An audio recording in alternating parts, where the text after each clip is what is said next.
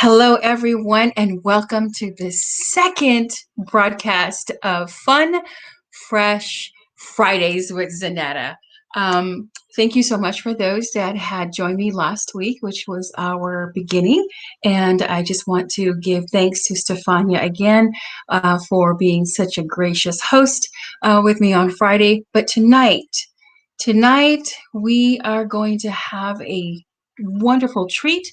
Um, as you can see, I am kind of in my scruffies. It's been a crazy day.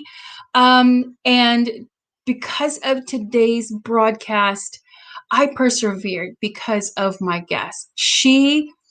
When I had talked with her prior to this, she gave me the inspiration to continue with my purpose and my plan and my passion. Regardless of what's going around you, where life takes you.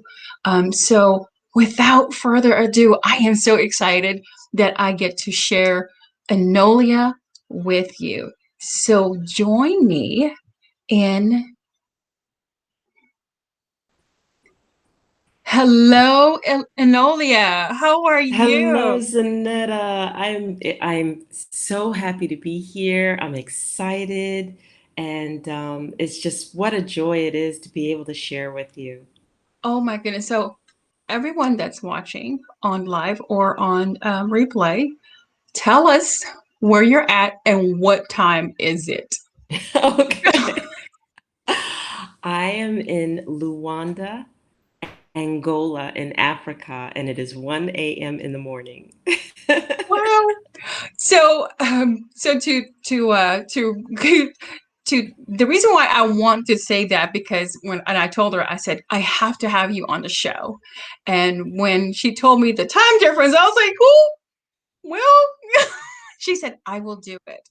So tell us about um, where you are, why you're there, what are your let's go with what you're doing right now. Let's do that. Okay. So I am here. What I love to do is I love to inspire and help individuals break through their fears, help them pursue their vision, help them find their heart's calling, what they're afraid to step through. And that's what I do here. And I'm working with professionals, with people just all over, specifically women, and and loving every moment of it. You know, we talk about our heart's calling or what we want to do for work, but for me it's not work. For me it's a pure joy to be here. I work with people all over the world. I hold women's retreats all over the world globally. I learn about various cultures, submerge and listen first so that when I teach, I can teach from the inside out. I can teach from an inspiration in without projecting, other cultural norms onto that particular individual so that they can really, really just embrace and look at what it is they want to do from within, then stepping out. So I love what you just said. You teach from within and then without.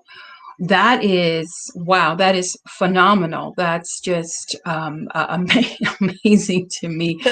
Because the concept of learning is external first, and then it goes internal. um but you're going internal and then it manifests outside, so that's just wonderful. So you said when you say here, you mean they're in Africa. Here in Africa, yes, that's correct. So when did you move to Africa? So I started the journey October of last year, and I spent 6 months in Namibia and teaching there. And then now I'm here in Angola. So Okay, it's been about 4 months here. So so you went to Africa just last year, just October. mhm. What made you move to Africa? So I was actually pre-pandemic. I was teaching in New Zealand. I came all the way through to Brazil. I held a retreat in Florianopolis, Brazil. I stopped in Angola, and I have been looking at Angola. I've been working in the province of Benguela, off and on for the past, I go by trips, like 8 trips, 7 or 8 trips. So it was like, here I am again, and I wanted to shift where I was teaching. So I started prospecting and looking at Luanda. And then from here, I went to South Africa and I taught a class. And then I came home to the US, and it was pandemic and everything else there. And everything had went to a standstill. So I came back to Africa because Africa was handling the way that we were standing still differently, and I was still able to inspire and teach and motivate and gather in certain places, and restricted but still gather. So in that regard, it was very good. And then also, people didn't want to be stuck in the story of a pandemic. They wanted to learn. They wanted to grow. They wanted to take advantage of that time. So I went where the calling was, and that's just how I ended up here. Yeah. So my mind is like, okay, during the pandemic, you were still traveling. Hmm. So you did not the topic that I wanted to come out with today was setting boundaries. Hmm. Um, do we actually set boundaries on ourselves because of where we find ourselves in our lives? Yes. We set boundaries on ourselves for several reasons. We set boundaries on ourselves for our belief systems, which, are cultivated from birth. We Mm. set boundaries on ourselves primarily regarding our fear. Oh, can you talk a little bit more about the fear? Um, because today, so today, I just wanted to, Hmm. Stefania is here with us. Um, she said, hey, Hey. and she wanted to say hello, beautiful ladies. Um, Now, if you want to join us, please let me know so that I can send you a link. You can actually come and join us and have a conversation live. So this is like a talk Okay. show. So, I love it. so some of the guests can come if they want to come and be a part of the conversation, and they can ask you questions as well, and also chime in. So today, I had a crazy day. It was Hmm. crazy. I had client calls, which took way over than what anticipated, but it was needed. Um, I then I had, a play. My little one here had a play date, and next thing I know, it turned out to be a overnight stay. And Okay. training a puppy all by myself. And so I'm going crazy. And I say, oh my gosh, I haven't done this and I haven't done that. And I haven't done this because I'm such a perfectionist. Hmm. And like, we were talking, and I said, I'm gonna change. And you said no. Be who it's not a it's and you said it's not how you look, it's what you say. That was just so profound to me. Now I'm gonna go on live, which is me. It's not about how I look, it's about what is said. So, so talk about that fear, because I have a fear of making sure that I show up. Of course, I'm going to be professional. Now, I'm not going to come out here and look, you know, um, Yes, there's a certain professionality that comes with it, but I don't need to be perfect. Um, exactly. so that fear, let's talk about that. How does the fear come into play with setting boundaries and putting boundaries within ourselves? So, first of all, I would have to define fear. Okay, so Mm. fear in and of itself is like, let's perceive a bubble, and you're operating in a bubble, right? And how large that bubble is or how small that bubble is your comfort level. The comfort level where ego likes to abide by. So when ego is comfortable and happy and abiding, okay, then you know, fear is like at bay, right? Because we're comfortable. But think about it, our heart's desire wants to go beyond the boundaries. So our heart's desire is always taking us beyond where our comfort level is. And Mm, so here we are wanting to go beyond that comfort level. And then here we are, and our ego saying, well, you have to be concerned with this, you have to worry about this, you have to be concerned with this, you have to worry about that. Let alone anybody projecting something on you. Well, you're going to go looking like that. You know, then if you turn around and you take that projection and accept it as your truth, then you're even more fearful. So think about what I just said. There's a judgment or a statement projected upon you, and you either accept that, mm,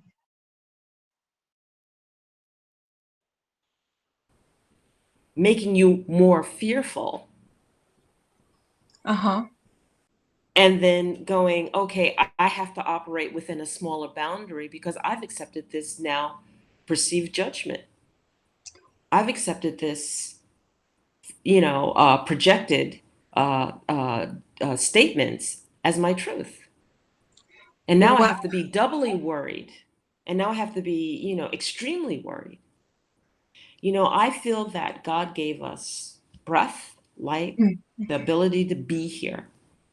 And when it's my time to go, it's my time to go. And I will be either that person that walks across the world as a miracle, or I'll be that person that walks across the world and then it's my time. But I can't live in fear. mm, Many of us want to be that way shower, that servant of God, or however you want to project it. But we want to assist others, we want to help others, we have it in our hearts to lift each other up. mm-hmm. Well, then we have to stand in our purpose, and people go, oh, but I don't know what my purpose is. I don't know what my purpose is. How can I know my purpose? Well, your purpose here on life at a minimum is to hold your light. It's to be calm in the midst of the storm. It's to show love in the midst of hate. It's to be that beacon of light so that those who are in the storm can find their way and find peace with you. But if you're the one creating the tumultuous chaos and craziness, no, you're not in your purpose. Wow.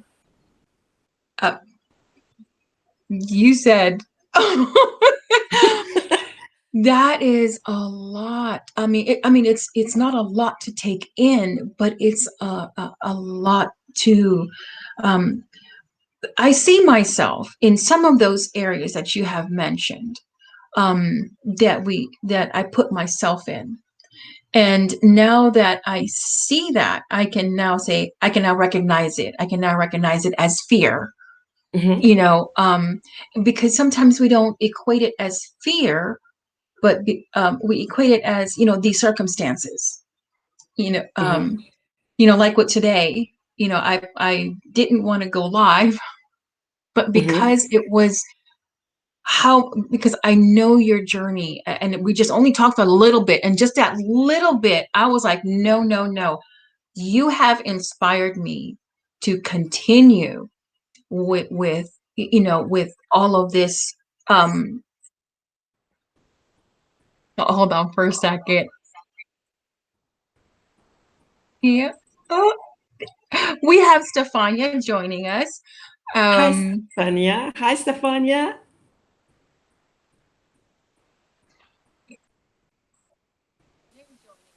there we go. How are you? I'm wonderful. How are you? Beautiful. I'm great. Can you see me? Oh yeah, there. Yes. Okay.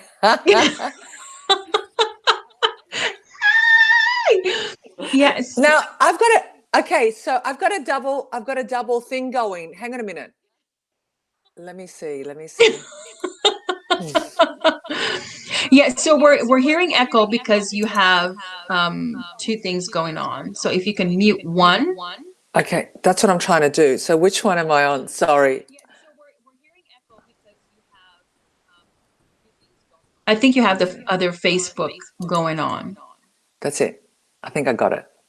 Yay! Awesome! Yes. Yes. The power of life. This. Oh, it's still going. I think I just turned it off. You got the delayed. You got the delay happening. I have turned it off. Oh, okay, okay. So, Is it over? yes, yes. Oh no. It's still going? Is it still Yeah, I going? still hear the echo. Oh wow. Very Maybe little though. Is it Yeah, annoying? it's very minute. it might be That might just have been it. It might have been the earphones. it might have been the I don't earphones. hear it. Okay, I've taken them off. Oh, Okay, ladies. awesome. Yes, look at me. So it's Saturday there at what time? 10:30 nearly 10:30 10:30 in Australia. yes, morning. 10:30 a.m. And it's 2 1:30 Ne- p.m. a.m. your time, Enolia. Yes. Yes, And it's 1:30 a.m. it's 8 26 30 p.m. in the Eastern Standard Time. The as we call the miracle or the blessing of technology, huh? We can be in different Yes. places and just talk about the things that we need to hear from the geniuses of others. So there's a genius coming from all the way from Africa talking about the boundaries that we set on ourselves and giving us the ability or the tools that we can use um, to be able to recognize it, which I did. I did recognize the fear. Just now, just on live, I actually recognized that fear. It was a fear of not being perfect. So And I and wanted to that's from comment. my childhood. Yeah, I wanted to comment on that because, like, the indigenous peoples teach us across the world, especially in America. We have this idea of perfection, and so they will take their artwork, and I don't want to say they, we will take our artwork, we will take our drawings and paintings, and we will put imperfections in them because it's not about the perfection. It's about what we're Mm. cultivating, what's coming through us. So, if you can think in terms of the fact that there is no such thing as a perfect being, and then just basically say, okay, and matter of fact, I drew this painting, I'm going to put this slight imperfection that only I know is there. That And as I'm an just going to artist, I know enjoy that. it. Yeah, as an artist, I know that. I actually know that because there's it's Stefania as an artist as well. Um, and so I know that because when I had to submit some of my art, I had to make sure that I have my imprint to make sure that it is mine. And when so all artists do it. And for you to bring it up like that we put an imperfection just to know and put a stamp on it that it is indeed ours. It is authentic. Wow. Wow.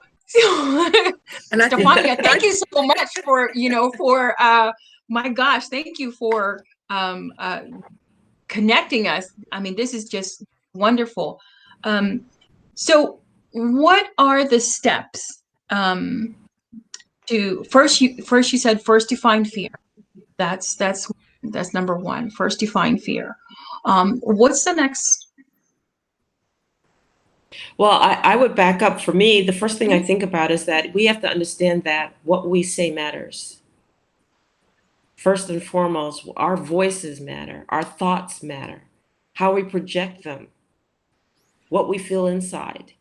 That's projecting out. Our worthiness matters because if it doesn't start here inside your own heart, how are you ever going to weather any storm, right? You have to stand strong. It's like a lighthouse, and that lighthouse has a beacon. And that beacon is powerful because it's projecting out to everyone else, and everyone's going to be drawn to that beacon. Well, why are they drawn to that beacon? Because it's standing strong in the midst of the chaos and the storm, right? Well, that's what we need to do. So it starts with facing our own inner inhibitions, fears, lack of worthy, all of those things that bubble up within us that would say that we're not good enough, we're not strong enough, we're Mm. not whatever. So our voices count. If I came here and I was speaking to you and I was like a little mouse and I didn't say much and I'm kind of timid back, you would go, well, well, who are you? What are you bringing? Why are you here? Show me something, Mm. so it starts with us. Wow. Wow. So let me hear your thoughts, Stefania. Well, I just wanted to ask Enolia something on top of that. Yes. Yes. Is that okay? Because I think Yes. Yes. it's about Enolia here. So, and I think it really it's very valid what you're saying.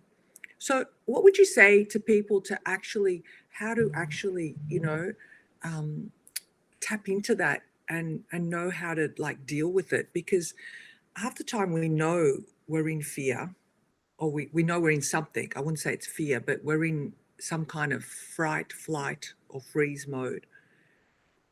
How do we kind of like change our state? Like, how do we like, because sometimes that's what we're stuck in, that we can't actually transition. And that's the part that we struggle with. Well, I know I've struggled with it myself. Yeah. So, that's an excellent question. And everybody's like, what's the secret? What's the secret? But, it's really the things that we cherish that are counterintuitive that actually brings us there. Right. So it's counterintuitive to be vulnerable. The last thing you want to do is show your vulnerability to anyone. It's counterintuitive to look in the mirror and be truly honest with yourself, because you know what? We're so busy looking at being everyone else's projected expectations of us that we forget what it really matters to us, right? So, to look in the mirror and to love what you see, and don't lie to yourself. Don't lie to yourself. Tell the truth. If it doesn't feel good, it doesn't feel good. If this is a part of me and part of me is always angry, then part of me is always angry. Accepting every aspect of who you are first and foremost is the beginning. And Wow. then the second piece of this is, once you understand that, what aspect really leads your life? Is it the fearful, little girl in you that's leading your life that needs healing? Is it the jealous person? Is it the, perfectionist in us that leads us but makes us unhappy? Okay. What aspect leads our life? Start noticing who you are, what you bring to the Mm. table. Notice it, understand it. And So, then, oh, go ahead. okay, and then when you notice, after you notice, the noticing is the fact that we are in a pattern and this is who we are. We can break that pattern by making a different choice. Mm. Making a different choice. Well, I know that I'm usually, like my little girl in a fear or I'm in anger. Why do I let her lead my life when it doesn't serve me? Make a different choice. I'm going to have my more confident self lead my life. I'm going to have my more steady state self lead my life versus the fight and flight site lead my life. That fearful person isn't making me happy. It's making me paranoid over everything, and I'm petrified. Let me draw from within and find that different face, because we have many aspects of who we are. When you're in fight and flight, you find that courageous person that digs deep to find the courage to do something. Maybe she needs to lead my life. Mm. So those would be the little tidbits to start. That's where I help people draw from. That's where I draw from myself. Go ahead, Yeah. Zaneta. Thank you, Enolia. That was great. Yeah. Yeah. So, Who's leading your life? right, The crazy right. one in the attic. Leading your life, don't lie to yourself. that's like a you know, I have a young lady here, you know, that we're responsible for, and I told her that, I said the worst thing you can do is lie to yourself.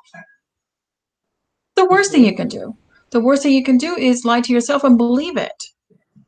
Um, Mm-hmm. and Absolutely. you know, and you can't stand other people lying to you, but yet you lie to yourself and believe it. And Um, believe eh, it.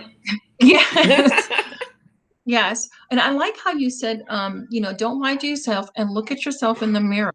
Um, it was a portion of my life where I actually took down all of the mirrors of the house because I did not Mm. like what I saw.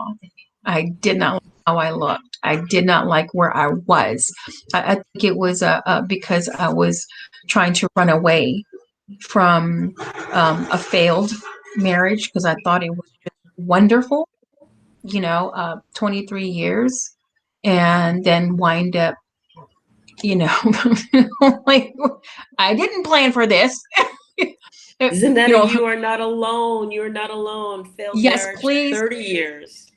30 year talk. 30 years. Please talk about that. Talk about the 30 years of 30 marriage. years of, you know, I was young. I was 21 when I got married. Okay. And, you know, you have that beautiful and that joy. And what I learned in that respect was that I had to be authentic to me. I had lived my life doing what everybody expected me to do. I was expected to be the dutiful wife. I was expected to be eventually, 8 years later, the dutiful mother. I have two beautiful boys, right? I was expected to work, you know, and then work in my vocation, right? And what did we do? We picked vocations when we were, what, 18 years old, 17 years old. And this is what I think I want to do. So I landed in it, you know. I thought I wanted to work corporate all my life. So I landed in a great corporate job, and I'm working the job, and I'm designing computer networks, and I'm doing this and I'm doing that. And then there was a precipice that I reached during that time where no matter what I did, no matter how much material wealth or what was being given to me, there was something missing. There was something fundamentally missing in my heart that just said, I need something more. Is this it? Is this it? I was doing what I was expected to do. I was doing what my parents groomed me to do. But was I happy? And the answer was no, I wasn't happy. And it wasn't nothing to do with the family at the time. And it really wasn't anything to do with the husband at the time. It was to do with what was going on inside me. I wanted to revisit the choices that I had made throughout my whole life because I felt like I had did what I was expected to do versus doing what I wanted to do. So 30 years of marriage, when my husband and I had that peak conversation, we really realized that it had nothing to do with us. We just wanted different things. And so why would we subject each other and force each other to do things that we didn't want? We both weren't interested. I wanted to do X, he wanted to do Y. Why should we be forced to do it? Why couldn't we just amicably agree that we wanted different things in life and that it was okay? And that I wanted him to be happy and he wanted me to be happy. And that we could agree that I didn't have to belittle, step on, or demean his character in order to say I wanted something different. And nor did he did mine. Hmm. And so it was an agreement to just say, we wanted different things in life. You deserve happiness. I deserve happiness. Why can't I say that he deserved happiness? And if we weren't making each other happy, then we needed to be adult and just agree that it was time. It was time to seek other things and go and do what it was that we wanted to pursue in our lives that would make us happy. We were mature now. We understood what that meant. We did a phenomenal job raising our boys because I'm so proud of our boys. We did a phenomenal job raising our boys, and that it was okay. And then if our boys talked about, yes, their parents separated, but they won't talk about the fact nobody belittled each other. Nobody called each other names. Nobody, said, oh, you're a terrible person here and a terrible person there. This isn't even conceived. Why? Because projected onto us, we think that we have to belittle and demean and step on other people and place blame in order to make ourselves better to show that we can walk away. That's what we've been Mm, taught. I'm mm. not judging anybody, but that's what we were taught. And it was a couple of beautiful women who had had conversations with me that said, you don't have to do that. And now I can share to you that it worked for me and you don't have to do that. I wasn't taught to. You don't need to belittle. I just knew within me that I didn't need to do that. Um, unfortunately, mine, didn't wind up like yours. Um, Mm-hmm. it was more I'm very traumatic. fortunate. It was more traumatic and more heart wrenching and Yeah. um, breaking into multiple millions of pieces, and I had to, kind of uh, show up. I actually showed up broken Mm-hmm. and torn and just so it took me a while to be able to gather myself together. And Right. all the while, I never said a word. Never was I a recipient of that belittling and saying that it was my fault? Yes. Mm-hmm. Did I defend myself? No, Mm-hmm. because I know that the truth will Yes. always prevail. I don't have to defend the truth. I don't have to, put it on neon lights. I don't need to broadcast it. It will come on its own. Yes. And that's my core belief. And but we talk amicably now. Um, more power to you. I wish you happiness. I wish you joy. I wish you the things that I have found. Right. I now have a husband who I just, I put him through, but I haven't met Stefania then, but I did put him through the Stefania way. Good. Ask questions. I made sure that I wanted to, I wanted to be able to have that relationship, that open communication, that support. And so yeah, I have that. And you are so right. You are so right. We are taught so many things Mm-hmm. that you're supposed to be a good wife, you're supposed to be a good mother, you're supposed to be do that, and we do all of those things. But I think majority of us, and I can speak for myself, I lost myself Mm-hmm. in the midst of marriage, in the So midst did of I. having. Yeah. Yes, absolutely. We all do in a sense because, and I think as women, it's our nature to nurture. It's our nature to nurture. So then you give all of yourself. I didn't give 100% of myself. I gave 150% of myself. I wanted to be Superwoman. And then I got down the path of Superwoman. And I'm like, Superwoman isn't feeling so good right now. I'm exhausted. I'm tired. I'm moody. I don't want to do this anymore. Help. What did I do? How did I become the martyr in the relationship? I became the Mm. martyr in my relationship. Everything was subject to me. And I remember my first empowered motivation was to sit the family down and say, I am no longer being the martyr. That when we have conflicting schedules, mine doesn't come last. We're going to all have to figure it out. I don't care if my sons had to call, a friend to say, okay, can you give me a lift because we have a scheduling conflict? Because mine became just as important as theirs versus always putting them first. And that was huge for me. I had tears in my eyes, but I sat down and I said, something's got to shift Wow, isn't because I that the can't do it. concept? Is it? Wow. I didn't have that. I mean, but I had to learn it. I had Hmm. to learn it because I was so used to being put last. Um, Yes. Jeff is the one, my husband is the one that actually told me, no, you're a priority. So I fought against it because I was so used to it. And he said, no, no. And he kept on putting it Yeah. in me and putting it in me until finally now I'm like, okay, I'm good to go. Yeah. And look at the strength that we have, because we're talking from the Western world perspective. And I want to make sure that I caveat that, because outside of the Western world, that's the woman's role.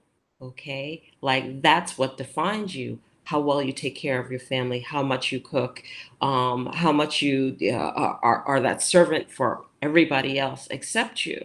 That's what defines the woman: how many children you have. Mm, Okay.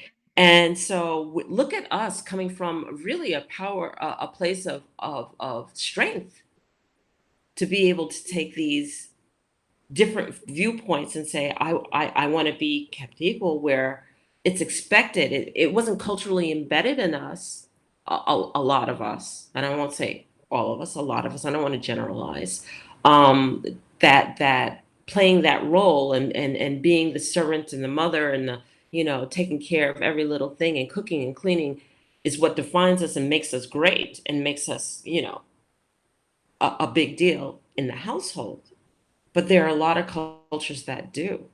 So even today, this, like where I'm teaching here in Angola, oh my gosh, to think like that is like a huge step back, a humongous step back. So yeah, yeah, we have to give great respect to that, and you have to give yourself a heck of a lot of credit. And I have to give your husband a heck of a lot of credit, because to see us that way is powerful and huge. And a lot of oh, us don't have support like that. right, right. And I wasn't used to the support. I wasn't used to it. Like today, I didn't do a minute thing, and it was very minute. And I went to my husband, I texted him, and I said, I said, I'm so sorry I wasn't able to do this. He said, give yourself a break. I was like, there you go. And I'm not it's used to, like I that wasn't because, used to that. Zanetta, Yeah. you talked about all of the things that you had to get done today. Now, how much of that was pressure you put on yourself versus a must have? And and that's why I wanted you to be on here because I'm a work in progress. I am such a work in progress when it comes to perfection. I know I put so much on me because I was raised I was raised in the Philippines where Hmm. you're expected to do Hmm. a lot. Yes. Yes. You're expected to respect your elders. Elders. Yes. You're expected to be a professional, have a professional career, have an education, have this, have that. I do have a master's degree, but I don't flaunt it because I don't care. But my culture does. Oh, you have this, Yes. oh, you have that, you have that. Okay, I don't care. So, uh, you know, I was punished for having a minus. Yeah. Which is insane, which is It's crazy. crazy, crazy. It's, Yeah, so I carried that along with me, and um, even with the session with Stefania, that came out, and it helped me a lot. It's helping me with accepting the things that my husband is doing and that my husband is saying.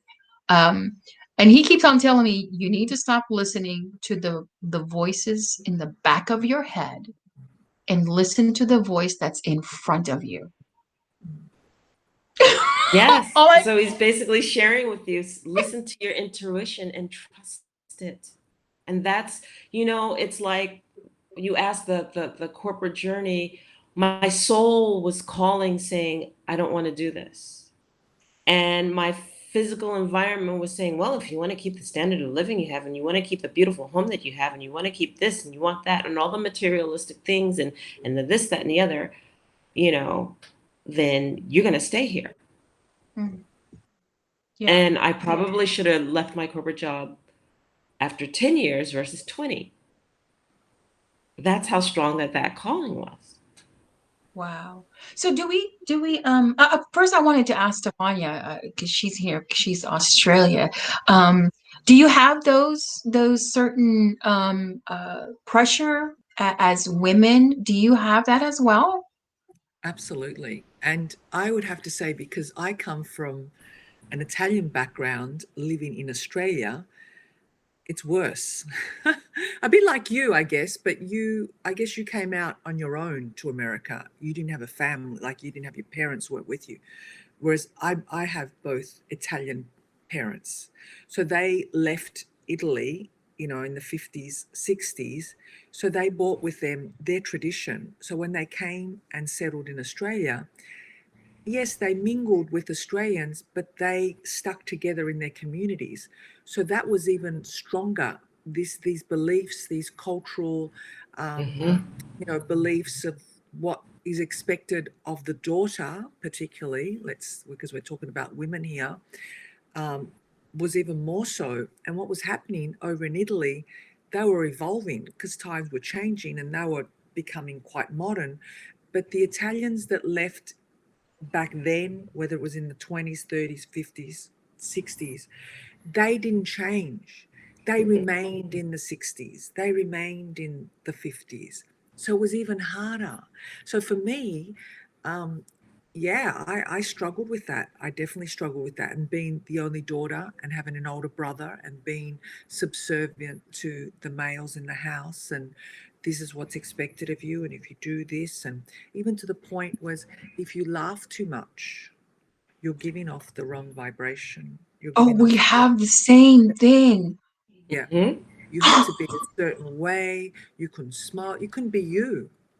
So all that was conditioning.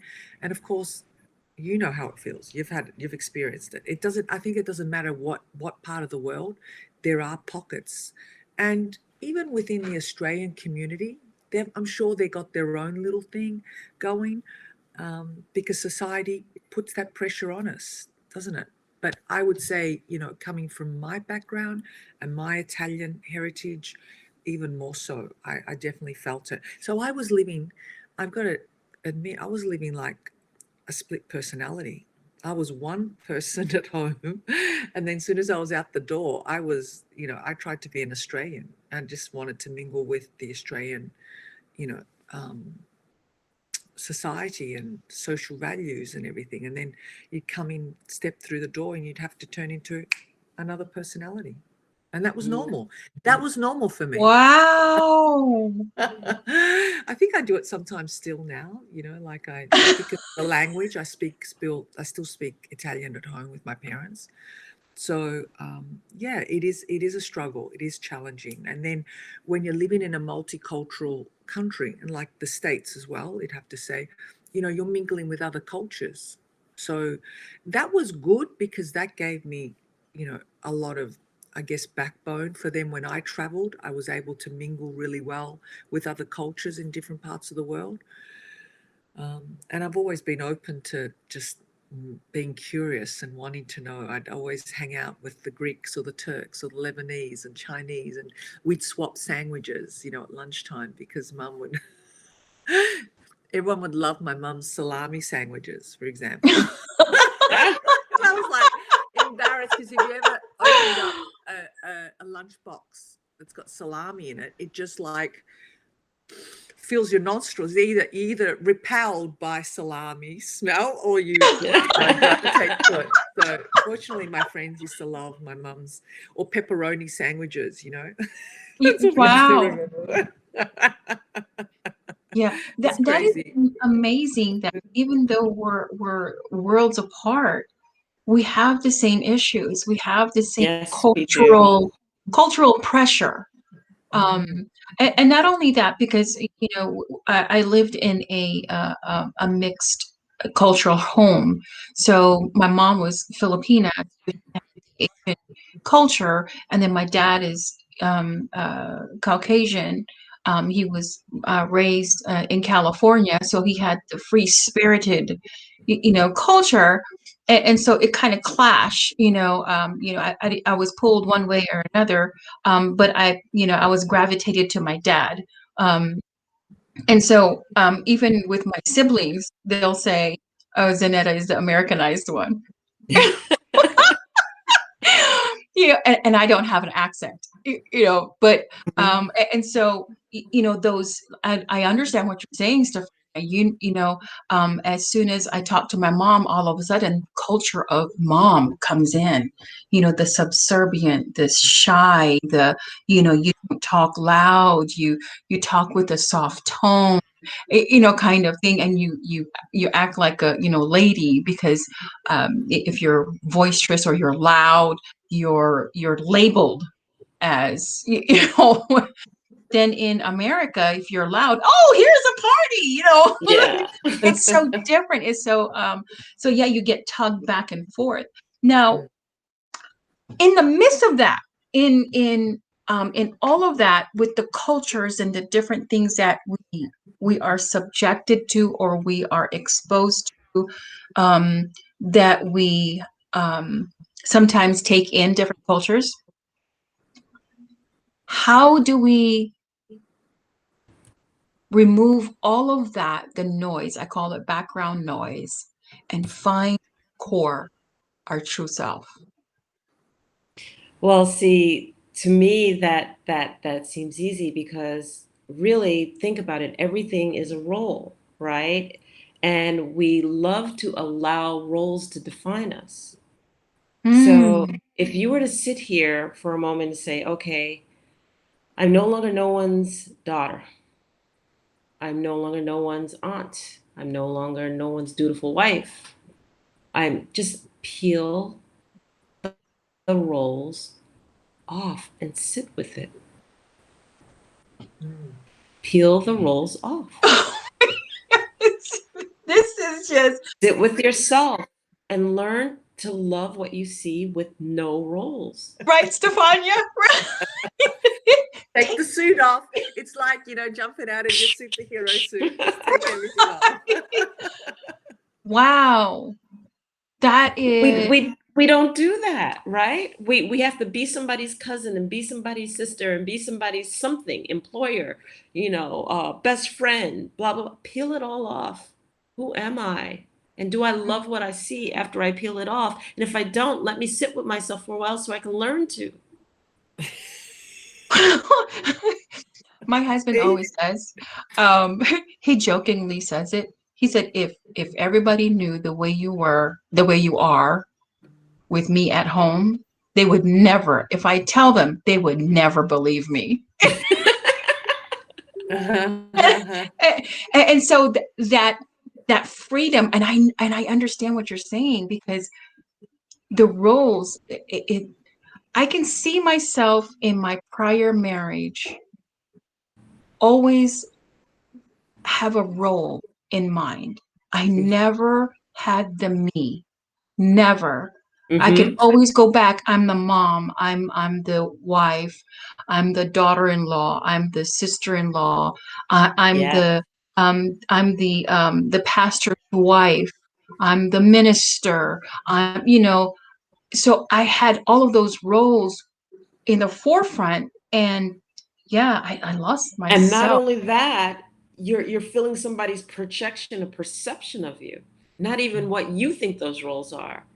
Woo! Woo! Can you say that? So we think, okay, the dutiful wife looks like this. I gotta Uh-huh. kind of fill those shoes, whatever I perceive it to be, because that's what's been projected onto me from my mom and from Mhm, everybody mhm. around me and my loved ones, or the dutiful mother, you know, I don't know what that looks like. And it's just like, you know, and if the dutiful mom says, I want to get up in the morning and I'm going to take care of me first before I start with the family. Oh, that's not how it looks. That's not what it is. You're not supposed to be doing that. How dare you? You're supposed to be taking care of the kids' Mm. breakfasts by then and this by then and the laundry's supposed to be done and blah blah blah. What is this stuff about you need time to yourself? right? Yeah, so I have a good friend that is on here, and she said, "Day 7 as me." I'm trying to invite her to come on the show, um, because this is a conversation that we women really need to have. Hmm.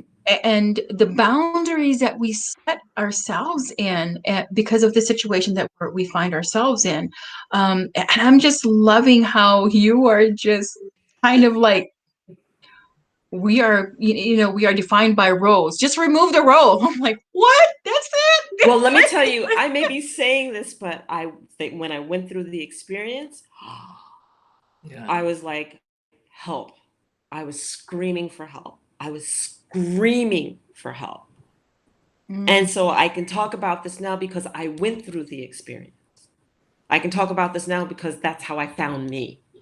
mm, Okay. It's not for the faint of heart. I remember, going through divorce and sitting on top of a mountain in Arizona because I was my whole family life and everything was in New York, and I had went on a trip just to get my head together. And I remember sitting on the top of the mountain screaming and wailing, crying, what did I do wrong? Why me? Where did I go wrong? Wasn't I good enough? Like all of those feelings and emotions, screaming out of me. yeah, yeah. I So was. I don't sit here, professing, oh, it's easy. Heck no. We all have our moments of like, So, ah. so we like to peel that, that brain of yours, to open it up and share though those different tools as to what you have found out through your experience, because I've experienced that screaming. I mean, I was literally screaming. I would remember driving off from the courthouse, Hmm. tears rolling down my eyes. Hmm. Even though I knew that signature, the final signature, I felt freedom on the inside. Like there was something in me, like, yay, we're free. But the disappointment, the hurt, the anger, all of those mixed emotions started coming out. And I remember driving off from the courthouse screaming. And I remember opening my eyes and I said, it would be so easy to just drive off this cliff. So Hmm. easy. But then there was something inside of me that said, no, this is just the beginning. It Let's is. You know what I make it akin to? It's like the realization of knowing that something has to change is the first labor pain. Oh, Yeah. please And say that then one more time. knowing that you have to change and you start changing and you grow, understanding that you are worthy inside and you deserve a place is full on labor. And then realizing that this situation or environment isn't cultivating your growth anymore and it's stunting it is akin to coming down the birth canal. Mm, And that's us screaming in labor, going, I don't want to come out, I don't want to come out, I don't want to come out, but I gotta come out. I gotta come out. wow. And so I make that scenario of going through that divorce like going through labor and being birthed and having the first time of my life ever standing on my own, especially those of us who went from our father's house to our husband's house, because I was Mm, 21 when I got married. I was 20. So the first time I ever lived on my own and did everything on my own was at 52 years old. Wow. And most of us are petrified to do it Yeah. all on our own starting at that time. But you can do it if that's what's necessary. Wow. Wow. Such profound words that, gosh, I know we're almost into an hour, but you know what? We're going to continue on because I am so intrigued by So you mentioned other countries that you've been to, and Mhm. same thing with you, Stefania. You have mentioned other countries that you have traveled to. Did gosh, how can I phrase this question? Because I want it to be unpacked, so that the boundaries that we set on ourselves, the putting ourselves last can be empowered, you know, putting ourselves first and showing up, because like what you said, we are all here, we come with a gift, and we have that gift to give.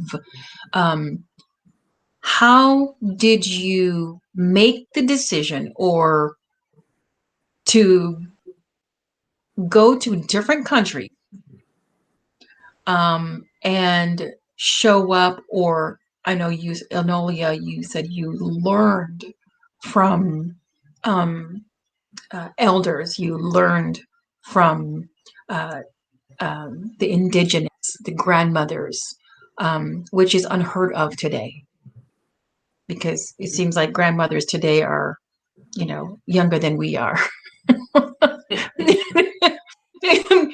That's just the truth.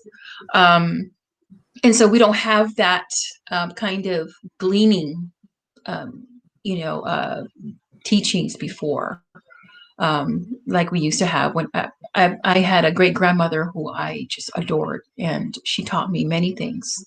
Um, and so I would like to hear that story, Enolia.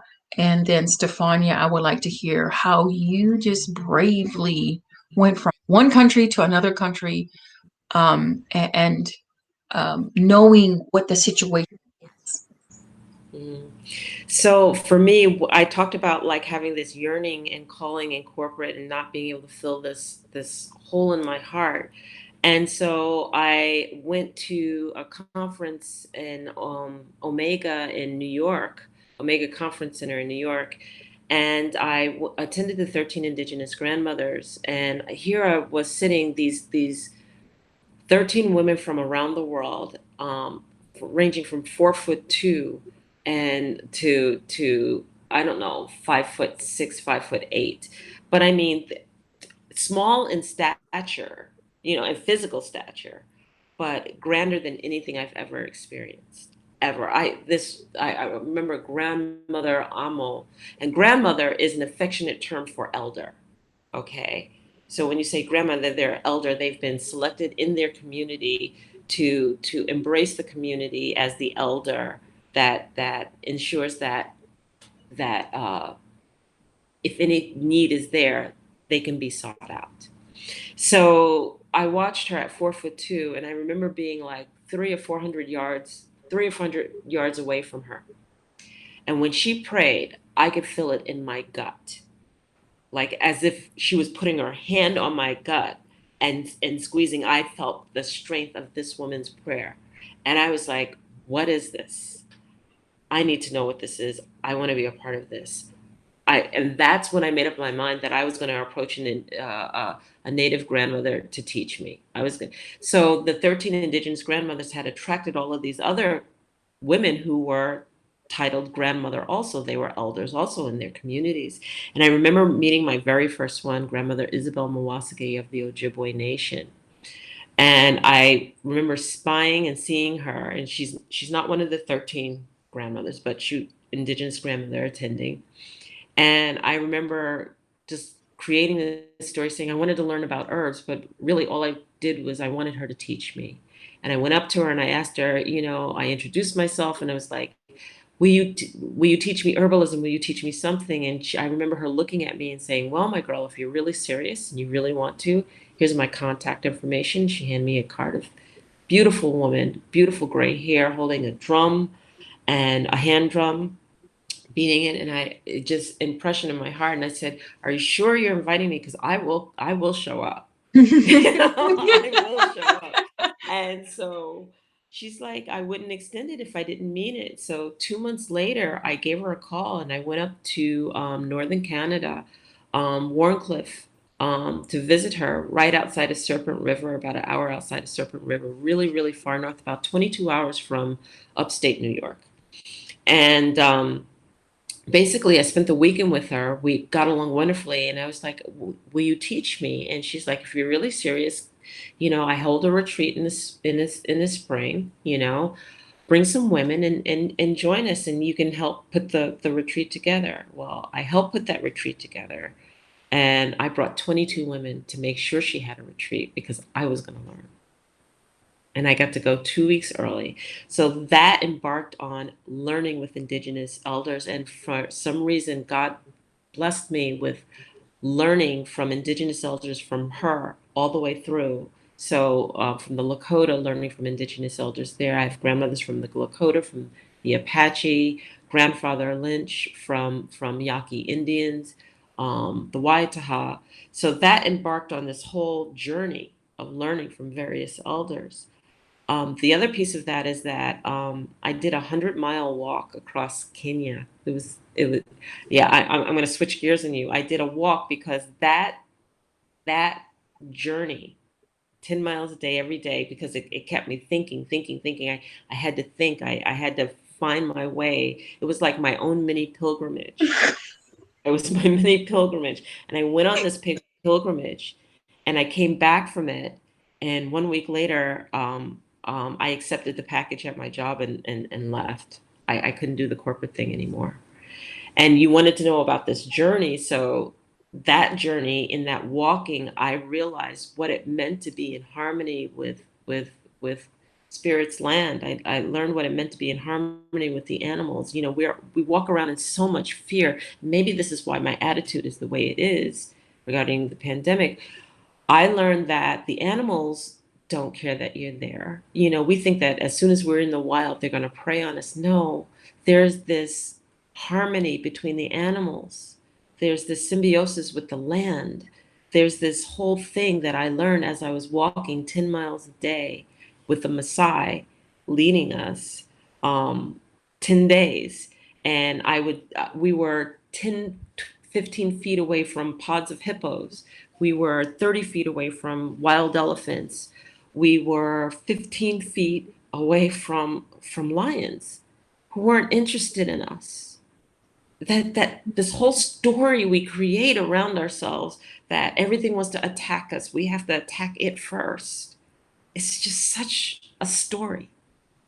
And I learned to move through that story, and I came back and I'm thinking, I was like, my calling is so much bigger than what I'm doing. So I came back, I left, I picked up, this all coincided with the divorce, and I moved across to California from New York.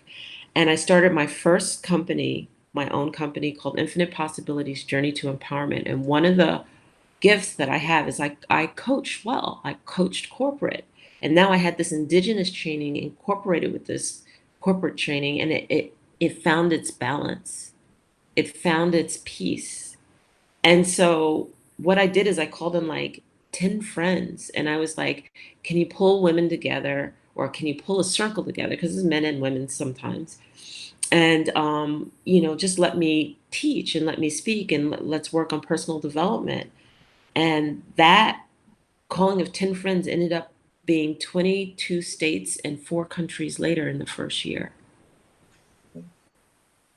And so Wow. it pulled me. It pulled me. So when you situate in your heart's desire, when you know that this is what you're supposed to be doing, I would show up and it wasn't work. I didn't have to work at it. It was like, now I'm doing what I love. And the joy I have from seeing people saying, this is how it helped. This is what I broke through.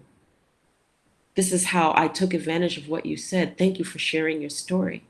And sharing that vulnerability of not being afraid to say, yeah, I went through a divorce, and yeah, this is where I broke down, and yeah, this is where I had that, precipice of, do I want to work corporate or not want to work corporate? I mean, this is how I transitioned. This is where I was fearful, you know, to tell the truth of the story, and not a facade of what, I think people want to hear, Wow. is where I found the true calling of what I'm supposed to be doing. I'm really in awe with the 100-mile walk. I think I would have to have, and I'm saying this jokingly, but if it was meant for me to do the 100-mile walk, I will. I think it would get to the point to where God would have to write on the wall saying you must walk Well, 100 miles. to give you a little backstory in that, I was in Chile and I was at a women's conference, or not conference, but a women's retreat. And I met this grandmother elder from the Mapuche, because that's I spent time with them, and her name was Luz Clara. And Luz Clara said, "I have a message for you." And I'm like, "Okay." And she was like, "You need to go home." And I'm like, "Oh, go home to New York." She's like, "No, you need to go home. You need to go home to Africa. You need to go home and walk the motherland. You need to go on a pilgrimage." And the walking safari happened. She told me that story, and then I ended up doing a little vision quest there in the Andes.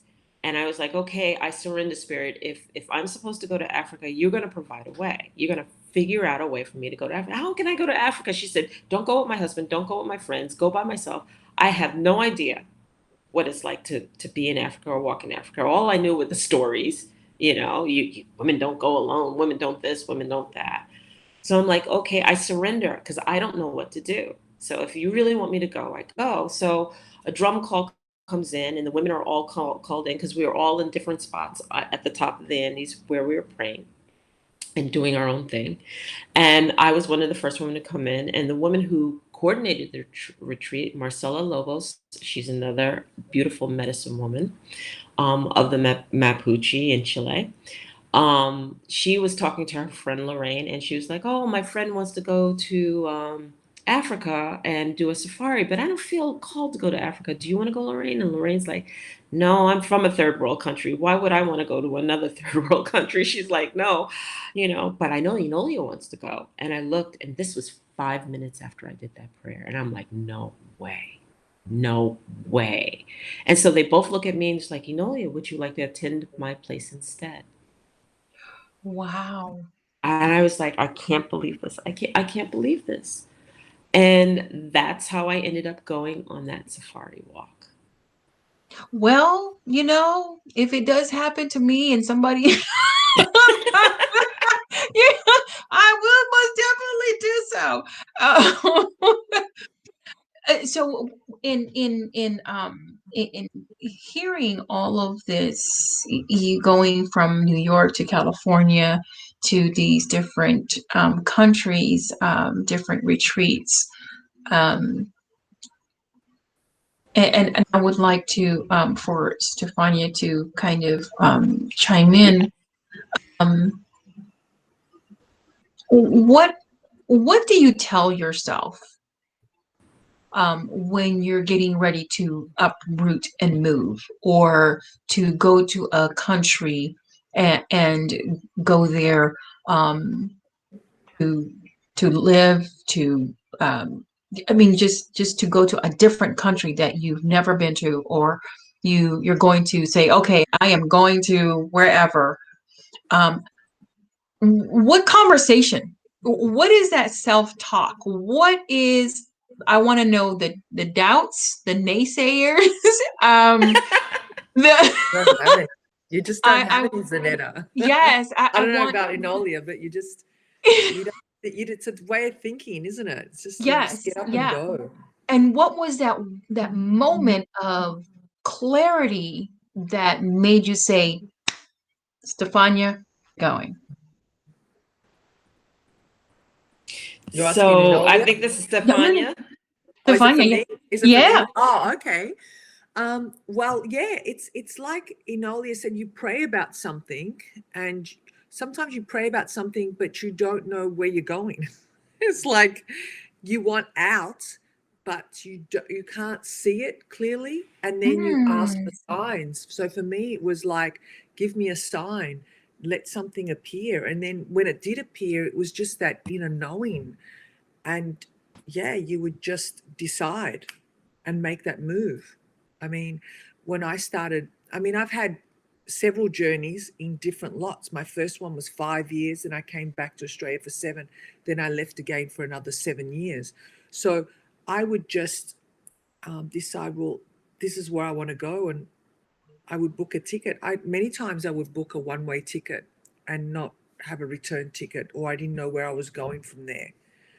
Um, yeah, I guess for me it was more the whole adventure of it. I just um, had faith. I Mm, really, I had faith. And when I left Australia, I think too, I just wanted a complete change, and I did. I got out of a long-term relationship as well, and um, I joined ships to start off with. That was my first journey, but I was on them for 2 years. And then after that, I decided, you know what, I don't want to be on ships anymore. And that's when I started my journey. And I ended up in Puerto Rico. And then I lived in the Caribbean for 3 years. And from the Caribbean, I traveled all the islands, but then I would also travel to the States, different parts of the States. I would work the winters in the Caribbean and then go back to the States for the summer. Yeah, because the seasons were that way.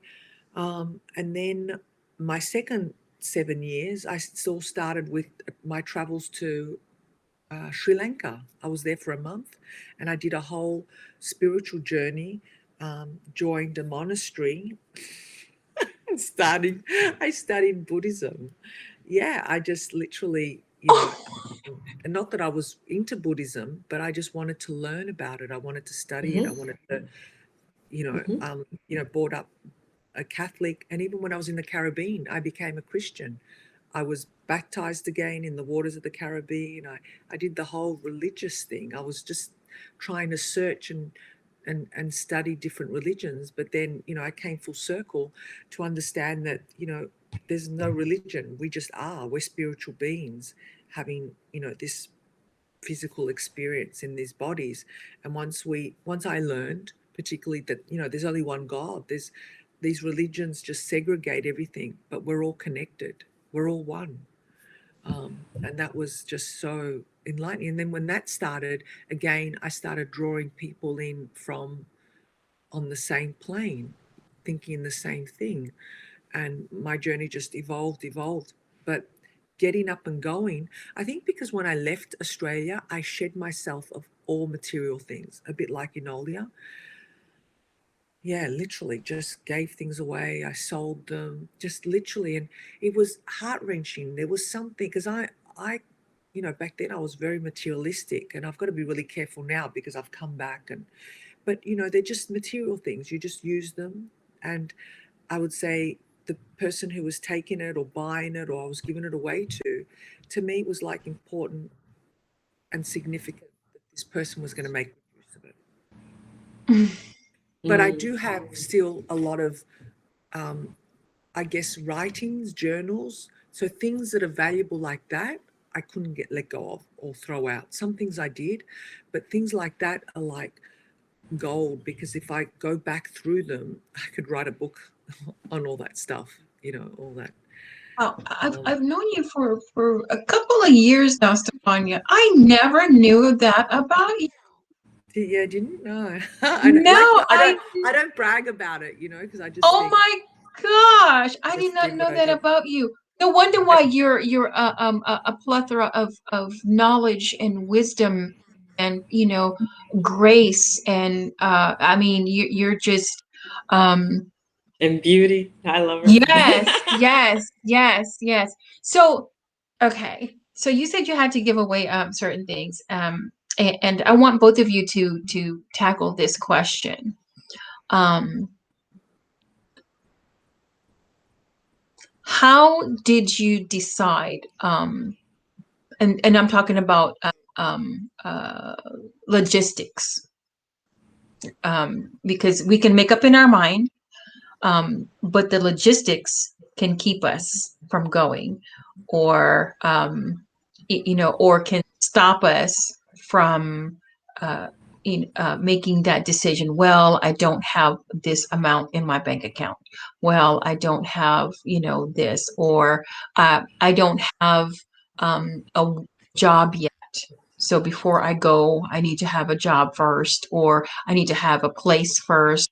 I need to, so these are the logistic questions. How do you tackle that when you have this urge or this calling saying that you need to go?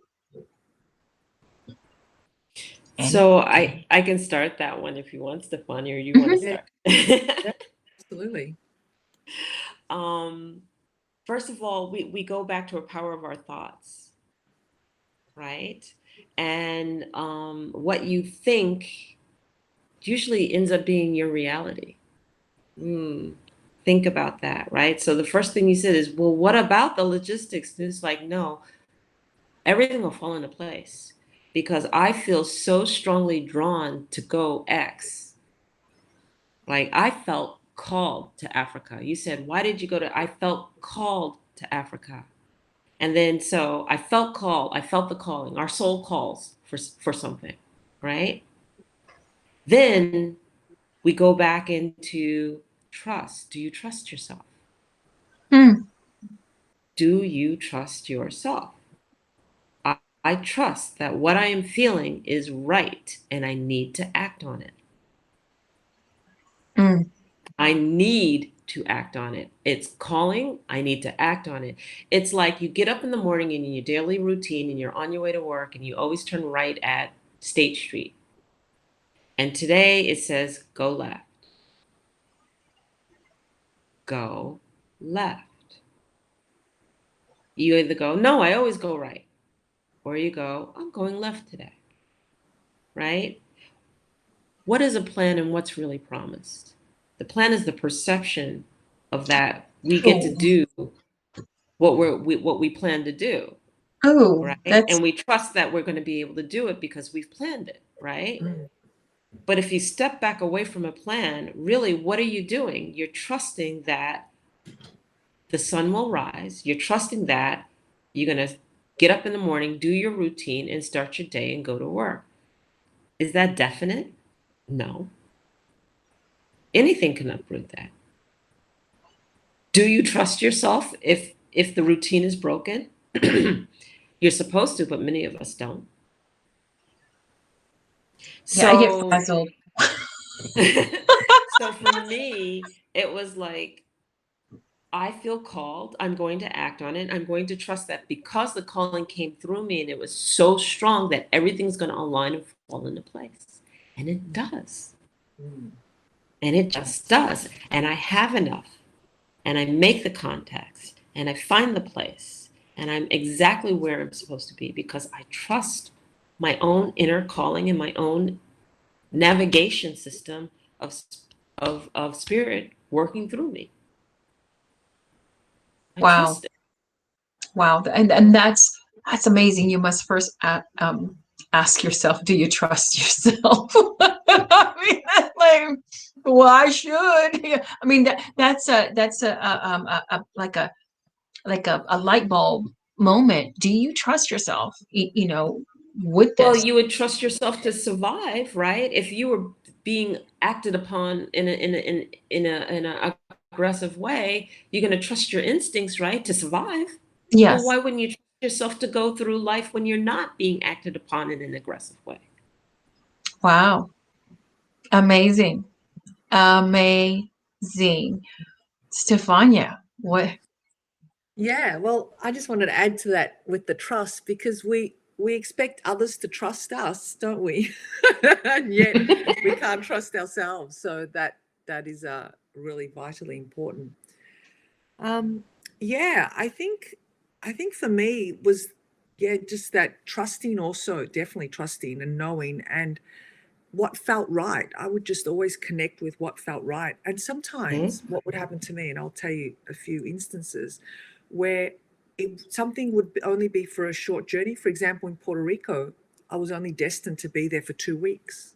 And you know how many tickets I've lost, like return tickets, because I would set out and go somewhere and have a return flight, and then I wouldn't go. So in Puerto Rico, I was there for 8 months instead of 2 weeks. And then from there, I decided I'd fly to Barbados. and Barbados was only for 3 weeks. I ended up staying 3 years. Wow. And I Wow. didn't have, and I, at that time too, I didn't have money where I had enough money to get to a place, but then I would always find work. I would always engage in something and find work, Yeah. Mm. you know? And here's a interesting. I was talked out of trusting myself. Inner talk and perception based on external expectations. And Right. she's so And right. Rhonda, you are so attachment, right right? because everybody wants to project onto you their fears. And so then it Ooh. starts making you doubt, right? Oh, are you going to do that without a plan? Are you crazy? Oh, I couldn't do that. Oh, are you going to take that journey for 10 hours by yourself? I couldn't do that. I have to be with my husband in order to do that. Oh, are you going to? Oh my gosh. Mm, They people can just go on a diatribe of Mm. everything that can go wrong of course, and then if you're getting this full on, I call them fear bombs. You're getting a full Yeah. on fear bomb that's making you mm, question everything you do and doubt yourself.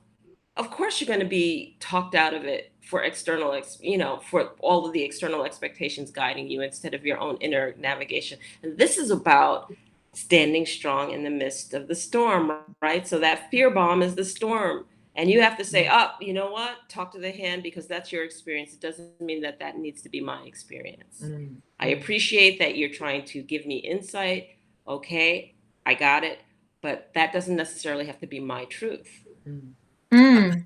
Wow. Go I ahead, wouldn't Steph. even answer like that, Enolia. I would just like smile at them because they would all like, you doing this all on your own? You're traveling from here to here all on your own? I said, yeah. Yeah, Like, and you don't know where you're going? Well, yeah. And the funny thing was, like, I used to mingle with the locals. I used to get right in there that's me too. and just want to know them, eat their food, live, breathe, speak with them, laugh with them. Yes. And they love that. And when you do that, they just welcome you and bring you into their community. So I've got, like, I've got friends all over the world, all over World. the world, and Wow. I could actually go anywhere and have a place to stay, so to speak. I've got friends everywhere. Wow. So So both of you are the female version of Anthony Bourdain, where he just goes and eats and eats there. This is wonderful. I mean, this is just You oh, know, it's funny because it's only in well, I don't want to be specific. It's been my experience. Here's how I'll caveat that. It's been my experience that in many places of the world, people will open their hearts and open their homes and extend hospitality to you. yes. It's many of us who come from the West with these preconceived expectations, and we have this high maintenance attitude and expect everything to cater around us. And because of that, you miss a lot if you come in with that attitude. Yeah. Many people, if they realize that your heart is open and you're not going to judge them for how much or how little they have, they Yes. welcome you in a heartbeat. Yeah. I remember as a kid, being an American family, living in the Philippines, receiving American dollars translates to a lot of money. Yeah. So we didn't, and so, but I'm surrounded by poverty. My classmates would have to wake up 2 o'clock in the morning to go to the market to sell so that they can have, food or they can pay for their tuition, to be able to go to school. And here I am, having maids galore. uh, Hmm. had about 4 or 5 maids. I had my own personal maid. And yet here I am surrounded by my classmates or my friends that didn't really have much. And when I saw how they live and how they loved and how they gave, how they opened up their heart, how they opened up their home, I would spend, time during because we would have lunchtime. for an hour, and we can go out of the school. This is in the Philippines.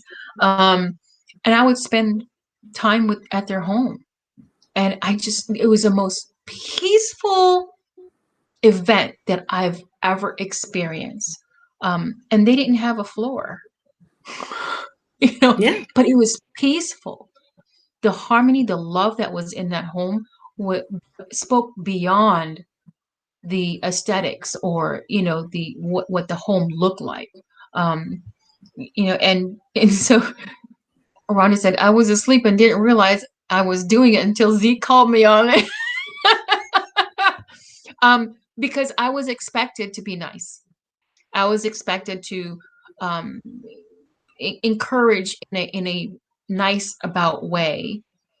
But then when I started, now that I have a name for it, thank you, Enolia. When I started shedding that role, I started speaking straight. And that's what Rhonda's talking about. I was like, no, no, this is what it is. So I'm enjoying our conversation. Can we have a part two?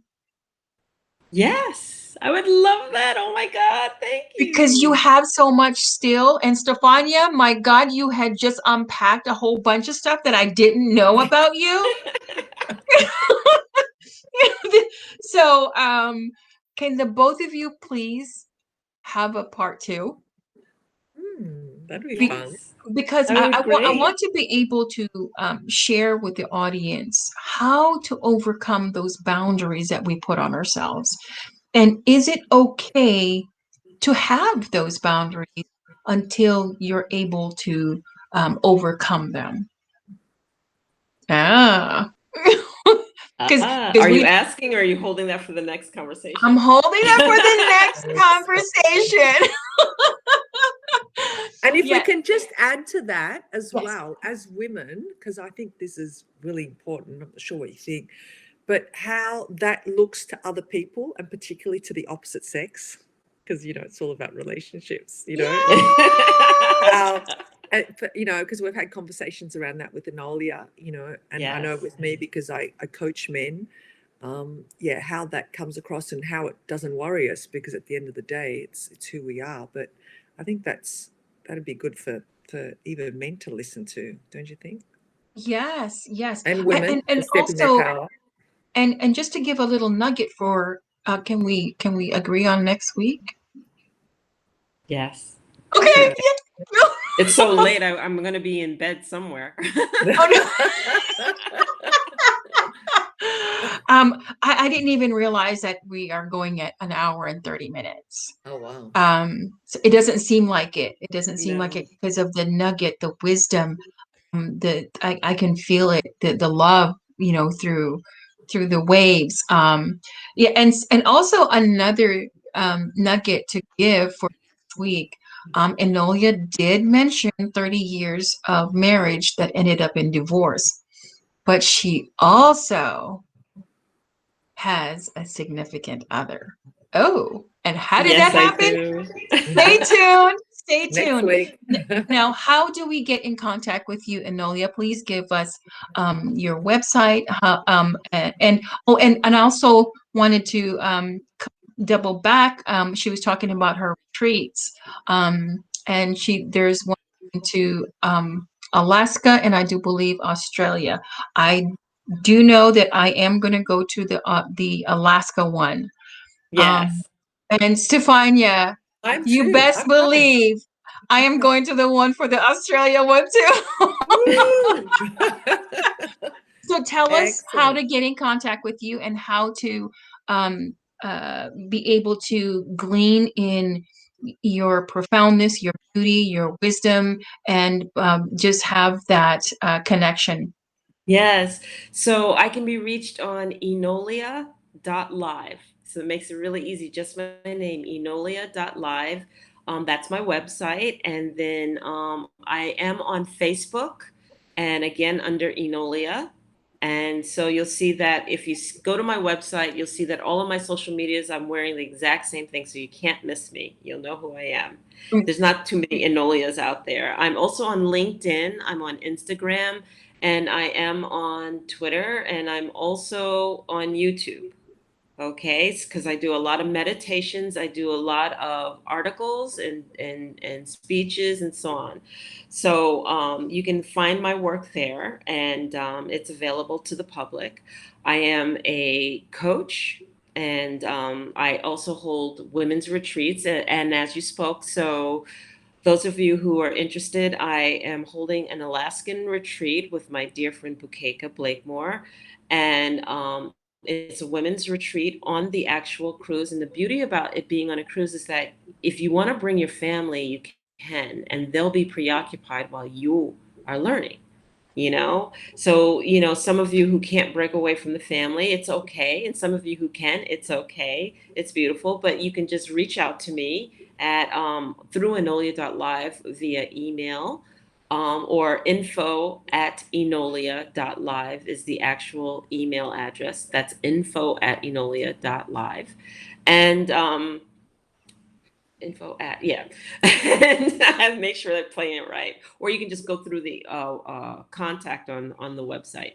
And the Alaskan cruise is from May 28th to June 4th, and it leaves port of call of Seattle, Washington. And I can share information with you on that directly, or you can go on my YouTube channel and you'll see Worthy of Wonderful cruise information. And the beautiful thing about that is you can put like $150 down. That holds a spot for you, and you can actually pay off the balance. The 28th of January of 2022. So, that gives you a chance to save for it, whatever the case may be. And we are not charging for the actual retreat. Only you're only paying for the cruise. So we are able to give the programming free if we Wonderful, just come wonderful, on board, wonderful. try to make it available to Yeah. everyone. So, and then I coach and I hold I, developmental series workshops also. So I'll be starting another cycle of the developmental workshops in October. Okay, so if you're interested in that, you'll be able to sign up for that. And I take you through a whole cycle of personal development. Many of us want to be entrepreneurs and things like that. So you can't do that on a foundation of sand. You got to do that solid and strong. You got to trust yourself and believe in yourself. So I help you with that personal development, to be able to do that. And I mentioned the coaching. I do life coaching, spiritual coaching, but I also do business coaching. Okay, because my degree is in mathematics for my bachelor's, and I have an MBA. So I can help those people who are also interested in doing their startups and need some business coaching. So that's it. Oof, that's it. Yeah. It was like I was waiting for the kitchen sink. No. Oh my God. Stefania, where can they get services from you, and where can they contact you? Okay, at the Gentleman Square. So I have a website, thegentlemansquare.com. Also YouTube, Facebook, Instagram, Twitter, and LinkedIn. And I also, for the men, I do have a men's group called Rock Solid Relationships for Men, to help men build rock solid relationships and understand female energy. So you can reach me there, or direct email me, info@stefaniapoolio.com or info@thegentlemansquare.com, either way. So yeah, that's where you can find me too. Okay, and the I have services to that you. mention one more thing too, Yes. Zanetta, that See, that is the Stefania. kitchen sink. Oh, no, no, no. Go ahead, go ahead. No, no, but that Stefania and I have done a handful of podcasts called Relationship Talk That's too. right. Yeah. And And they're I on give the female YouTube. perspective and Stefania gives the male perspective. And we have Mhm. that conversation about men and women that most don't want to talk about. Yeah. Actually, we're going to do another one in Enolia. We're up to Yes, episode 7, aren't we? We've got to do yes. episode 8. So we'll have to hook up and do Awesome. something there. Yeah. And what is the podcast? Relationship talk. Oh, okay. Relationship talk. And you So, can get that on Enolia's YouTube channel. She posts hers, and I post it also on the Gentleman Square. So we double up, or it's on our Yes. Facebook feeds as well. Yeah, So it's also on my website too. So go exploring. Okay, okay. So what I'll do is I'll make sure I know that some of it's already on here, Enolia.live. We'll put on comments as well, so that you know, when people watch this on a replay, they will have it in the comment section, so that they can go and see you guys and explore, and possibly get your services. Now, if you want to be a part of Fun Fresh Fridays, you can contact me via social media as well. I'm on Facebook. I'm also on Instagram, LinkedIn, YouTube, Twitter. All of I'm them, trying to all of them. think.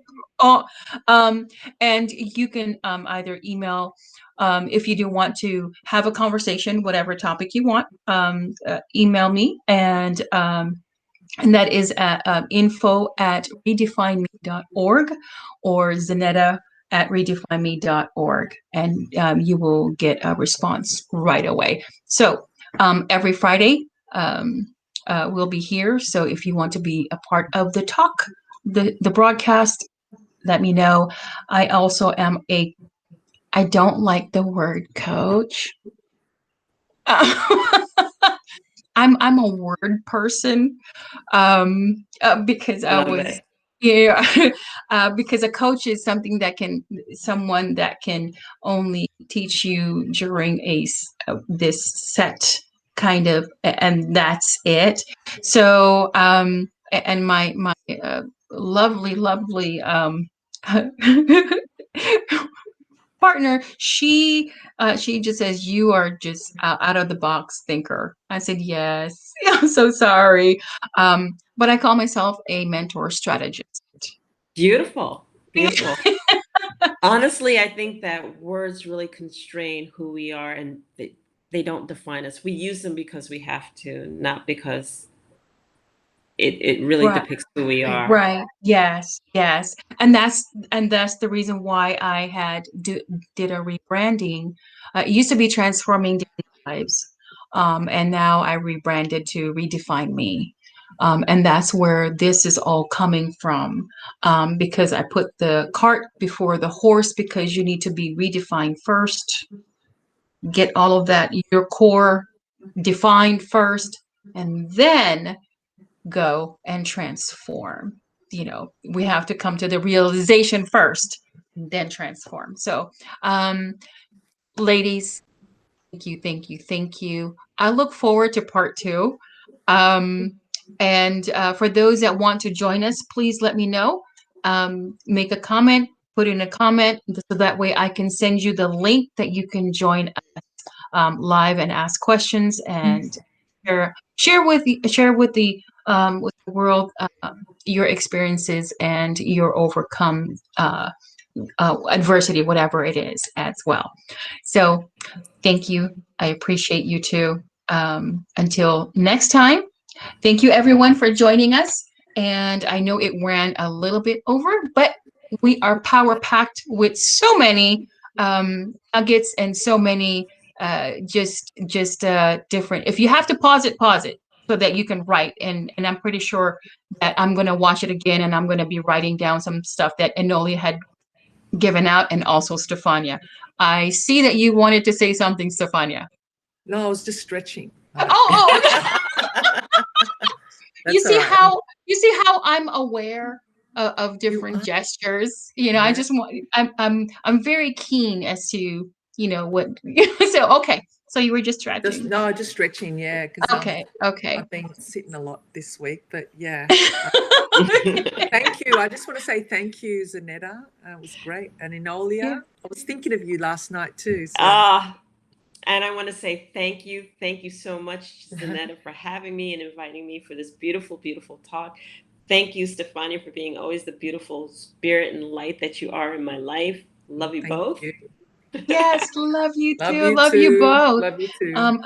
Until next time, Friday at 8 p.m. It might be 8:10, because today was 8:10. But it's at 8 p.m. So until next time, thank you so much, and Love everyone. Bye. Bye bye. Bye.